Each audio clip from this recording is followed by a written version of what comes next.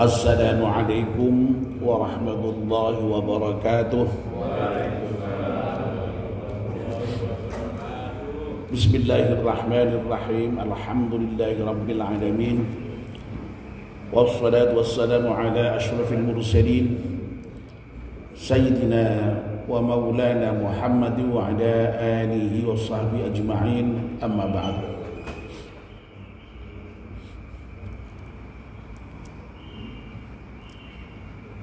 Bapak dan ibu-ibu, alhamdulillah kita panjatkan syukur pada Allah Subhanahu wa taala yang pada pagi hari ini atas limpahan rahmat dan nikmatnya kita semua bisa hadir di masjid salat subuh berjamaah, dan alhamdulillah Allah masih berkenan melimpahkan anugerahnya kepada kita untuk bisa meneruskan dengan ngaji bersama-sama. Semoga seluruh rangkaian ibadah kita di pagi hari diterima oleh Allah Subhanahu wa taala. Amin ya rabbal alamin. Mari kita mulai kajian kita dengan berdoa bersama-sama. Bismillahirrahmanirrahim. Asyhadu an la ilaha illallah wa asyhadu anna Muhammadar Rasulullah. Raditu billahi rabba wa bil islami dina wa bi Muhammadin nabiyyan wa rasulah. Rabbi zidni ilman nafi'a warzuqni fahman wa hukma wa alhiqni bis salihin. Amin. Mohon bacaan surat Al-Fatihah sekali untuk pengarang kitab Nasehat Ibad. Semoga kitab yang kita baca ini bermanfaat untuk kita semuanya. Ala hadiniyah. Al-Fatihah. A'udzu billahi minasyaitonir rajim. Bismillahirrahmanirrahim. Alhamdulillahi rabbil alamin. Arrahmanir rahim. Maliki yaumiddin. Iyyaka na'budu wa iyyaka nasta'in. Ihdinas shiratal mustaqim. صراط الذين أنعمت عليهم غير المغضوب عليهم ولا الضالين. آمين. Bapak dan ibu-ibu, kita masih melanjutkan kajian kitab Nasehat Ibad. Yang terakhir kemarin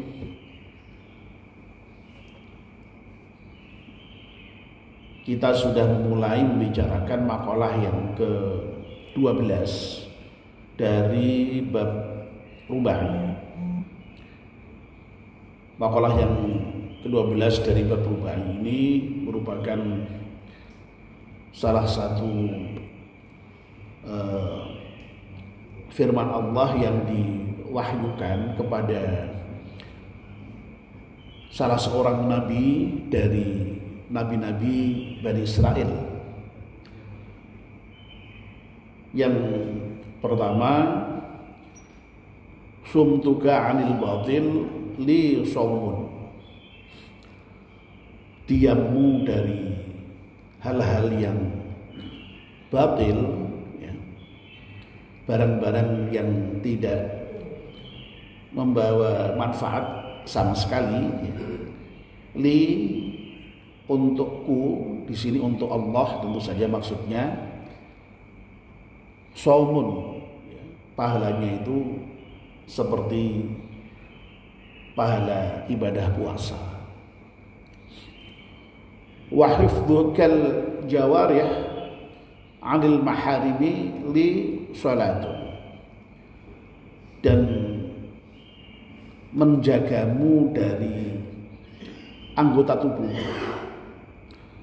ya. Bukan dari, menjagamu terhadap anggota tubuh dari hal-hal yang diharamkan Allah. Li untukku, juga untuk Allah, ya. Itu salatun, nilainya sama dengan pahala salat. Wa iyasuka 'anil khalqi li sadaqatun. Dan putus harapanmu terhadap makhluk, ya. Li, yang itu dilakukan karena aku, sodakotun, nilainya sama dengan ibadah sodakah. Dan yang terakhir, wakafuka anil muslimin li jihadun, dan kamu menahan diri untuk tidak melakukan hal yang buruk terhadap orang-orang muslim. Kalau itu kamu lakukan karena aku, jihadun, pahalanya seperti jihad. Nah, yang poin pertama yang tentang bahwa diam dari berbagai macam hal yang batil itu pahalanya seperti puasa sudah kita bahas. Pagi ini kita akan melanjutkan poin yang kedua. Wahifdzukal jawarih. Wahifdzukal jawarih. Kadang-kadang kalau huruf double gini kadang-kadang sok ucapkannya itu sok tumbuk-tumbuk ya. Wahifdzukal jawarih, dan menjagamu terhadap anggota badan. Al-jawarih itu anggota badan. Kalau yang kemarin itu diam itu konotasinya lebih kepada lisan ya. Nah, kalau ini menjaga semua anggota badan. Ya, sebenarnya mata itu juga bagian dari anggota badan, tapi ini lebih umum sifatnya. Ya. Ail awamila kal yadaini wal jilaini.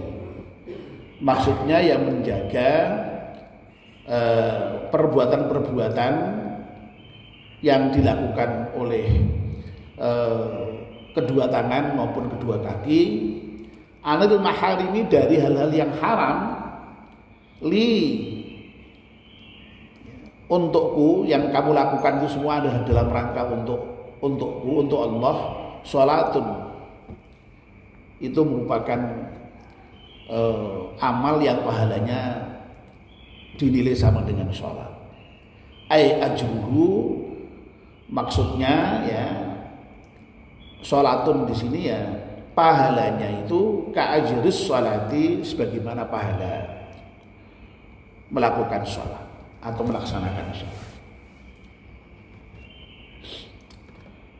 Jadi kemarin ketika membahas poin yang pertama sudah saya berikan pengantar ya, bahwa di dalam Islam itu ya ada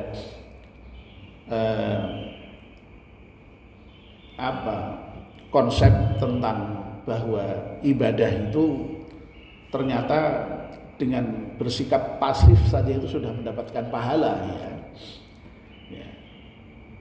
ya karena memang dalam terminologi hukum itu ya, yang wajib itu adalah ketika dilaksanakan berpahala, ketika ditinggalkan berdosa. Lah yang haram itu ketika ditinggalkan saja itu sudah berpahala, baru kalau dilakukan itu berdosa ya. Sehingga meninggalkan ya yang haram ya yang terkait dengan anggota badan kita itu ya semuanya berpahala ya. Dan berpahalanya itu sekali lagi sampai dinilai sebagaimana pahala sholat. Jadi luar biasa itu pahala menjaga anggota tubuh kita itu ya. Tadi yang dicontohkan adalah menjaga dari perbuatan-perbuatan yang dilakukan tangan dan kaki. Tapi sebenarnya ya seluruh anggota badan kita itu kan tidak hanya tangan dan kaki ya, termasuk mata, termasuk telinga ya, termasuk perut ya, termasuk sedikit yang di bawah perut ya. Kalau saya sering menyebutnya sedikit yang di bawah perut ya. Atau ya kalau dieksplisitkan ya kemaluan kita lah ya. Itu kan harus dijaga ya. Jangan sampai kemudian digunakan untuk maksiat ya. Dan Al-Quran ya tentu saja banyak sekali itu ya ajaran yang isinya itu melarang kita untuk melakukan maksiat, baik itu dengan tangan, dengan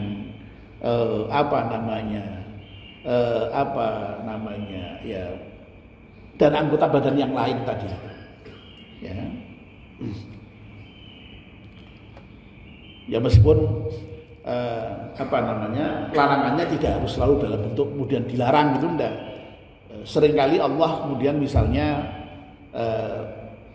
ketika menjelaskan tentang sifat-sifat orang mukmin itu. Nah, orang mukmin itu tidak begini. Berarti kan sama aja dengan yang tidak itu berarti dilarang gitu ya. Ya. Misalnya tentang mata itu kan ya. Qul lil mu'minina yaghdudna min absarihim wa yahfazna furujahunna misalnya. Jadi katakan pada orang-orang mukmin itu hendaknya dia menjaga atau menundukkan pandangannya dan menjaga farjinya misalnya, menjaga kehormatannya. Itu kan contoh ayat yang sudah jelas sekali ya, bahwa sifat orang mukmin itu adalah orang yang bisa menjaga dari pandangan yang diharamkan tentu saja ya. Menjaga farji juga farji atau kemaluan terhadap yang diharamkan. Kalau kepada istrinya sendiri yo malah pahala ya, nah begitu ya. Dengan istrinya sendiri memandang itu pahala, baru memandang aja sudah pahala kalau dengan istrinya itu. Apalagi memegang, apalagi sampai kemudian ya, melakukan kewajiban suami istri, wah itu pahalanya besar sekali, ya, besar sekali. Ya. Tapi kalau bukan kepada istri, ya haram, dan kalau haram ya berdosa. Ya, ya kalau sudah memandang sih mungkin dosanya tidak begitu besar, tapi kalau sudah sampai kepada berzina, waduh masya Allah. Nah kita itu untuk mengukur dosanya itu bisa dilihat dari konsekuensi hukumnya itu loh. Kalau kita membayangkan konsekuensi hukumnya itu berarti betapa berat dosanya itu. Ya. Coba misalnya kalau zina itu hukumannya dicambuk 100 kali. Ya. Cambuk 100 kali. Ya. Tapi kalau sudah muhsan artinya sudah bersuami istri itu dirajam sampai mati, bayangkan ya. Itu kan menunjukkan betapa dosanya itu begitu besar sehingga hukumannya juga sangat berat sebenarnya itu ya. Lah makanya kalau itu bisa dihindari semua ya pantas kalau pahalanya itu besar sampai dinilai seperti pahalanya sholat itu ya. Mencuri dengan tangan, melaksanakan perbuatan yang menggunakan kaki, pergi ke tempat maksiat, ya. Oh itu tuh udah berdosa semua itu. Ya. Mendengarkan hal-hal yang juga dilarang. Ya. Ya kemarin kan ribah itu dilarang, ribah dengan lisan. Ya. Kalau mendengarkan dengan apa? Dengan telinga. Dengan telinga juga dilarang untuk melakukan hal yang haram. Ya. Lu kan orang melu ngrasani Pak, mong apa jeneng ngrungokke tok. Ya. Kata Nabi al mughtabu wal mustami'u syarikani fil ismi. Orang yang ghibah, yang ngrasani, yang menggunjing dengan orang yang mendengarkan itu sama-sama berdosa. Karena apa? Baik yang ghibah maupun yang ngrasani itu berserikat ya untuk bisa menciptakan peluang ngrasani itu. Sebab kalau tidak ada yang mendengarkan, apa bisa terjadi ghibah? Tidak bisa ya. Kalau sendirian tidak ghibah namanya itu. Kalau sendirian itu ya hanya gremeng karepe dhewe, ngromyang karepe dhewe ya toh. Begitu. Jadi ya Allah, ternyata baru mendengarkan saja itu kok dosa ternyata. Ya. Ya. Jadi semua bentuk maksiat ya itu harus ditinggalkan. Ya. yang dilakukan dari anggota badan. Ya. Itulah yang disebut dengan hifdzul jawarih tadi itu, menjaga anggota badan anil maharim, dari hal yang haram itu. Ya. Nah, kalau orang bisa menjaga anggota badan dari yang haram itu sekali lagi dinilai pahalanya seperti pahalanya sholat. Masya Allah, besar sekali. Betapa memang pentingnya atau utamanya meninggalkan maksiat itu, atau tarkul maksiyah itu, meninggalkan maksiat itu. Ya, ya semua, sekali lagi semua anggota badan. Ya, ya. Misalnya ada hadis, ini hadis yang menyatakan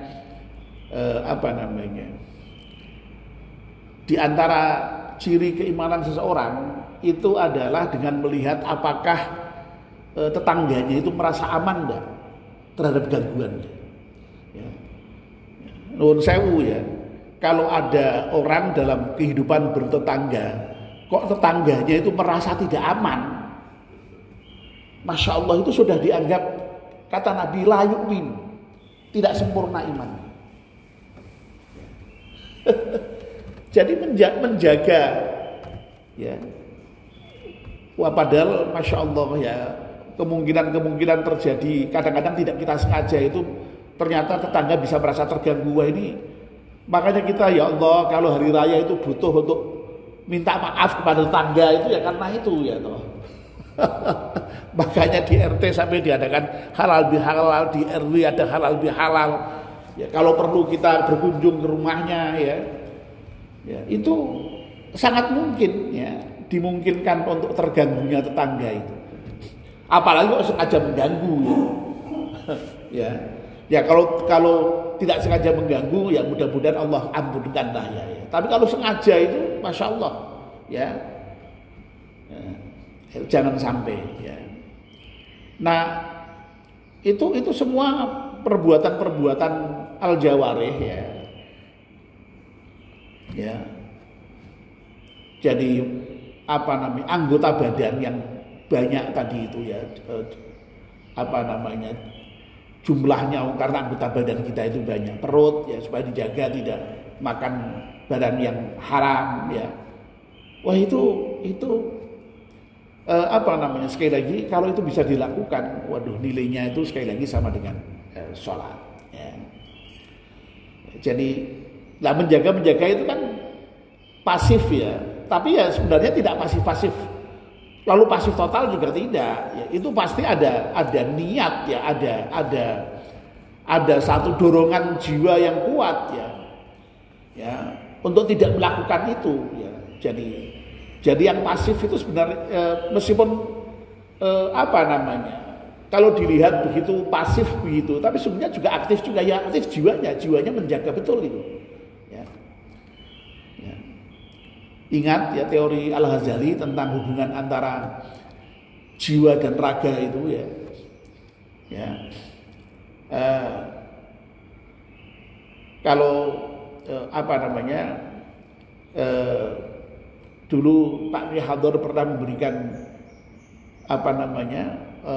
metafor ya, kalau hati atau jiwa itu kusirnya, kalau anggota badan itu kudanya ya. Jadi ya kuda itu manut kusirnya kan ya, begitu ya. Ya. Jadi intinya jiwa itu yang menjadi pemandu ya.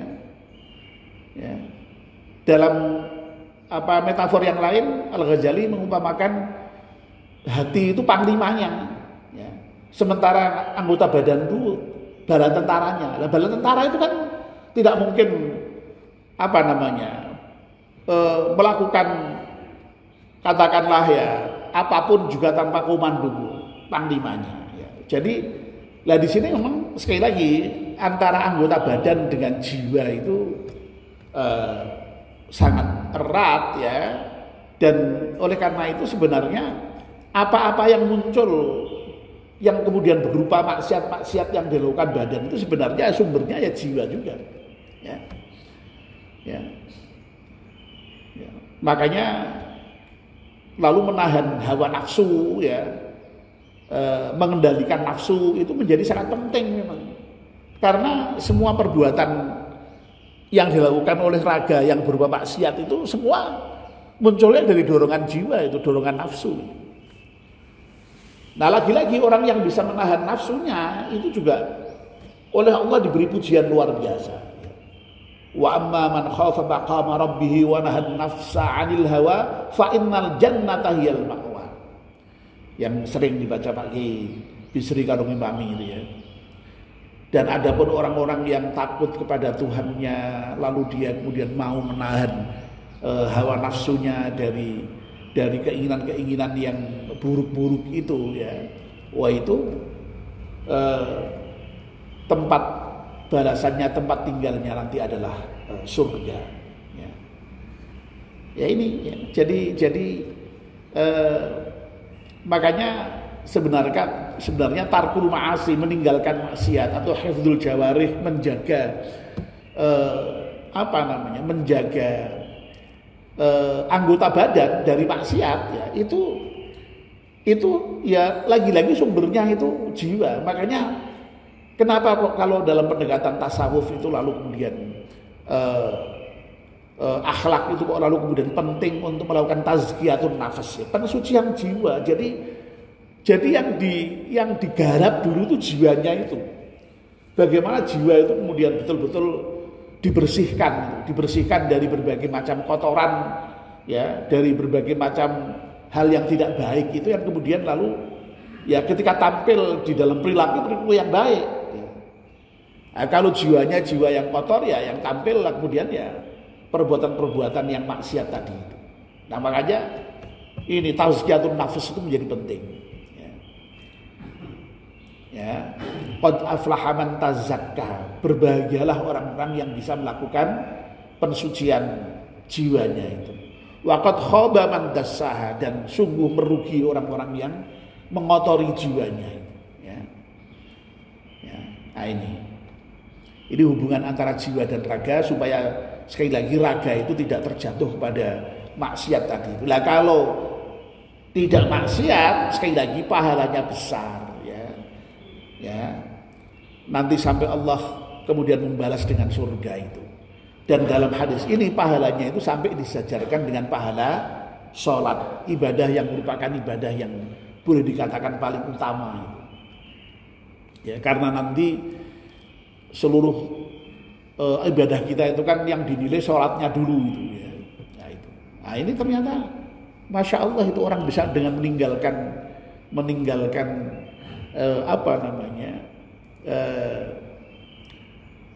maksiat anggota badan tadi bisa mendapatkan pahala sholat itu.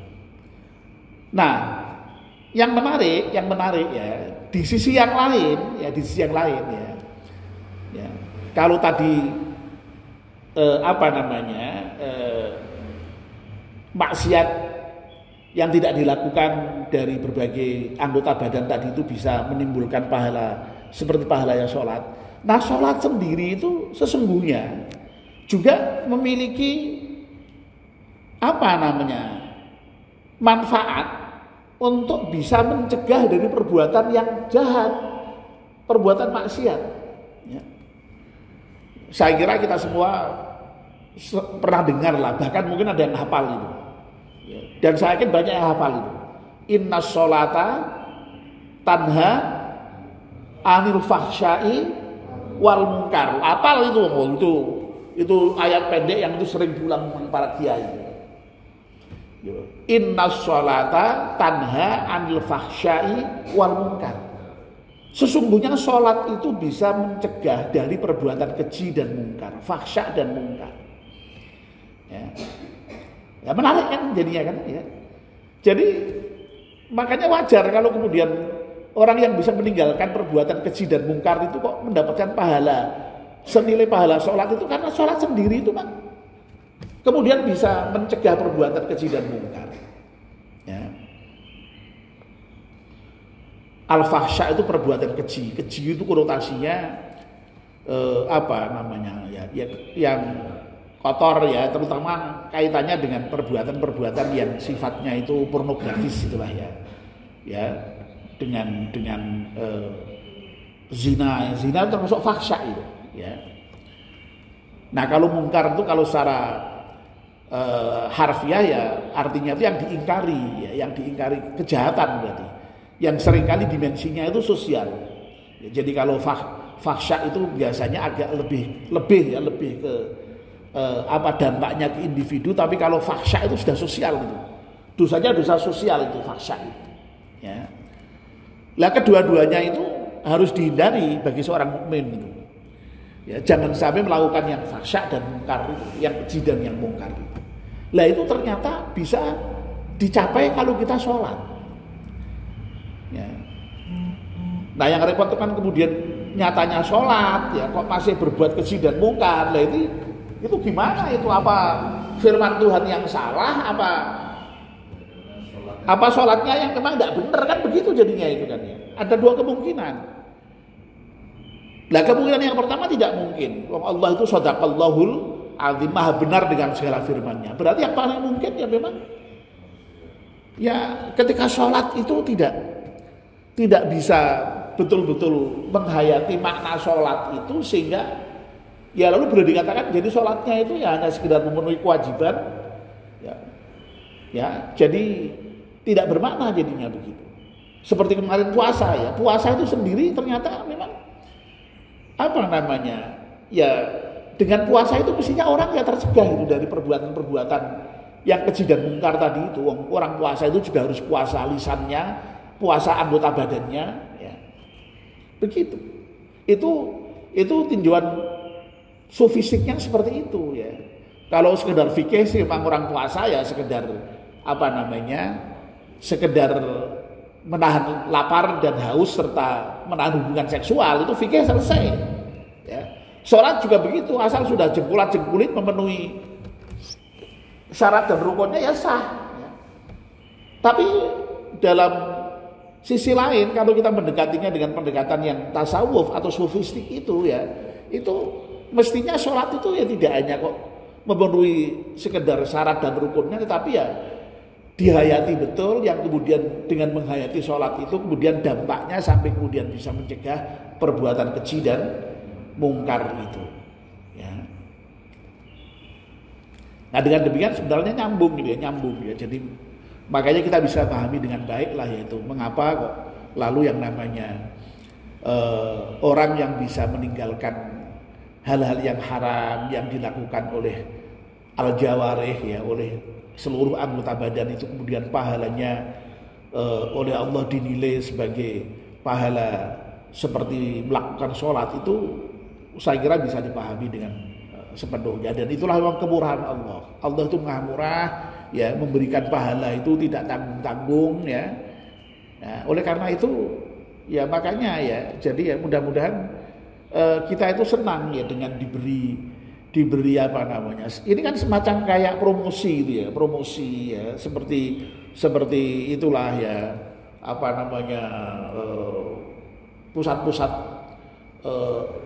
pembelanjaan itu kan ya, sok memberi promosi. Manusia itu sebenarnya begitu, senang diberi promosi ya.